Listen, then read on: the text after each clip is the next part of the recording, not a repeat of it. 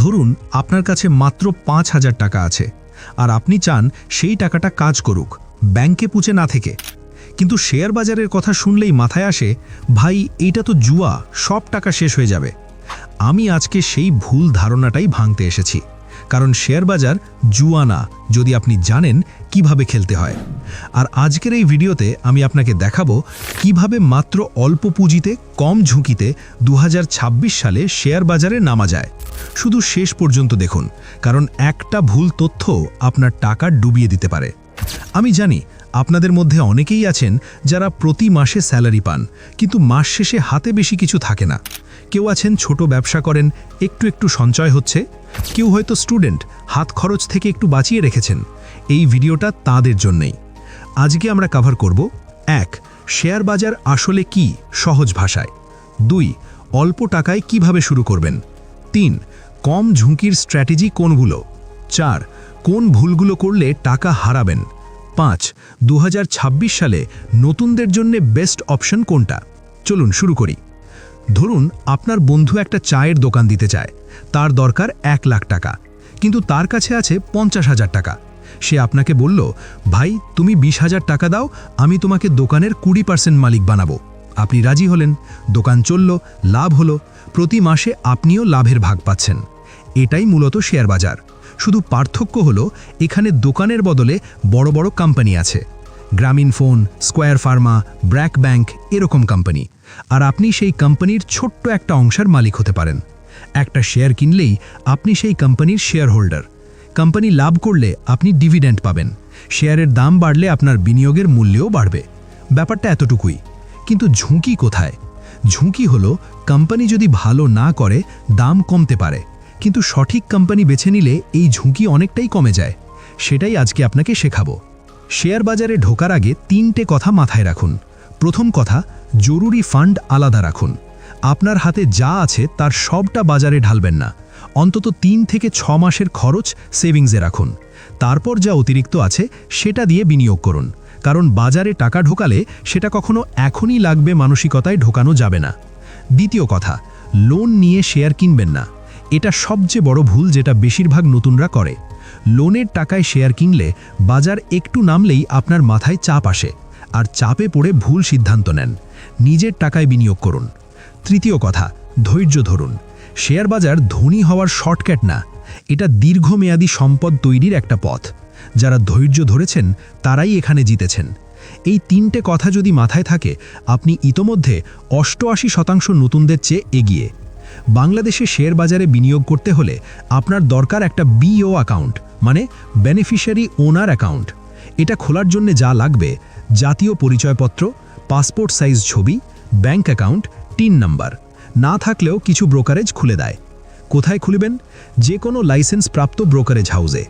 BSEC মানে Bangladesh securities and exchange commission, তাদের ওয়েবসাইটে সব লাইসেন্সড ব্রোকারের তালিকা আছে। ভালো ব্রোকার বাছার সময় দেখুন ট্রেডিং প্ল্যাটফর্ম সহজ কিনা, কমিশন চার্জ কত, কাস্টমার সার্ভিস কেমন, অনলাইনে ট্রেড করা যায় কিনা। অ্যাকাউন্ট খোলার পর আপনার ব্যাংক থেকে ফান্ড ট্রান্সফার করুন, তারপর আপনি শেয়ার কিনতে পারবেন। মনে রাখবেন, শুরুতে কমপক্ষে ৫,০০০ থেকে ১০,০০০ টাকা দিয়েও শুরু করা যায়, বড় টাকা না থাকলেও সমস্যা নেই। এখন আসি আসল কথায়, কম ঝুঁকিতে কিভাবে বিনিয়োগ করবেন। স্ট্র্যাটেজি ১, ব্লু চিপ শেয়ারে মনোযোগ দিন। ব্লু চিপ মানে হলো এমন কোম্পানি যারা বছরের পর বছর ধরে ভালো ব্যবসা করছে, যাদের আয় স্থিতিশীল, ডিভিডেন্ড দেয় নিয়মিত। এই ধরনের কোম্পানির শেয়ারের দাম হঠাৎ করে অনেক বাড়েও না, আবার হঠাৎ করে অনেক কমেও না, তুলনামূলকভাবে নিরাপদ। নতুনদের জন্য এই ধরনের কোম্পানি দিয়ে শুরু করা সবচেয়ে বুদ্ধিমানের কাজ। Strategy ২, diversification. একটা কথা মনে রাখবেন, সব ডিম এক ঝুড়িতে রাখবেন না। মানে হলো সব টাকা একটা কোম্পানির শেয়ারে ঢালবেন না। ধরুন আপনার কাছে ১০,০০০ টাকা আছে, ৩টে আলাদা আলাদা সেক্টরের কোম্পানিতে ভাগ করে দিন। একটা ব্যাংক সেক্টর, একটা ফার্মা, একটা টেলিকম। এতে একটা কোম্পানি খারাপ করলে বাকিগুলো আপনাকে সামলে রাখবে। স্ট্র্যাটেজি ৩, এসআইপি পদ্ধতি বা নিয়মিত বিনিয়োগ। এটা হলো সবচেয়ে পাওয়ারফুল পদ্ধতি, বিশেষ করে নতুনদের জন্য। প্রতি মাসে একটা নির্দিষ্ট পরিমাণ টাকা বিনিয়োগ করুন, হোক সেটা ৫০০ টাকা বা ২০০০ টাকা। এই পদ্ধতিতে বাজার উপরে থাকলেও কিনবেন, নিচে থাকলেও কিনবেন। গড়ে আপনার কেনার দাম একটা সুবিধাজনক জায়গায় থাকে। এটাকে বলে কস্ট অ্যাভারেজিং। দীর্ঘমেয়াদে এই পদ্ধতি অনেক কার্যকর। স্ট্র্যাটেজি 4, মিউচুয়াল ফান্ড বা ইটিএফ। যদি নিজে কোম্পানি বিশ্লেষণ করতে না পারেন বা সময় না থাকে, তাহলে মিউচুয়াল ফান্ড একটা দারুণ অপশন। এখানে প্রফেশনাল ফান্ড ম্যানেজাররা আপনার হয়ে বিনিয়োগ করে। অনেক কোম্পানিতে একসাথে বিনিয়োগ হয়, তাই ঝুঁকি কম। বাংলাদেশে অনেক ভালো মিউচুয়াল ফান্ড আছে। আইসিবি, গ্রামীণের মতো প্রতিষ্ঠানের ফান্ডগুলো দেখতে পারেন। এবার বলি কোন ভুলগুলো থেকে দূরে থাকবেন।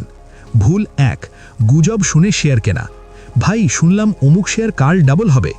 এই কথা শুনে কখনো শেয়ার কিনবেন না। বাজারে গুজব সব সময় থাকবে, কিন্তু গুজবের পেছনে দৌড়ালে আপনি সব সময় দেরিতে পৌঁছাবেন এবং লস খাবেন। ভুল 2, দাম কমলে ঘাবড়ে বিক্রি করে দেওয়া।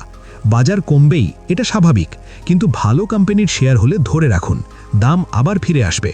যারা 2020 সালে করোনার সময় শেয়ার বিক্রি করে দিয়েছিলেন আতঙ্কে, তারাই সবচেয়ে বড় লস খেয়েছেন। যারা ধরে রেখেছিলেন তারা লাভবান হয়েছেন। ভুল 3, শুধু দামের দিকে তাকানো, কোম্পানির দিকে না। শেয়ারের দাম কম মানেই ভালো না। কোম্পানির আয় কেমন, ঋণ কতটুকু, ব্যবস্থাপনা কেমন, এগুলো দেখুন। একটা দুর্বল কোম্পানির শেয়ার 10 টাকা হলেও সেটা 5 টাকা হয়ে যেতে পারে। একটা শক্তিশালী কোম্পানির শেয়ার 500 টাকা হলেও সেটা 1000 হতে পারে। ভুল 4, খুব বেশি ট্রেড করা। প্রতিদিন কিনি বেচি করলে শুধু ব্রোকারেজ চার্জই বেশি যাবে। কম ট্রেড করুন, বেশি ধরে রাখুন।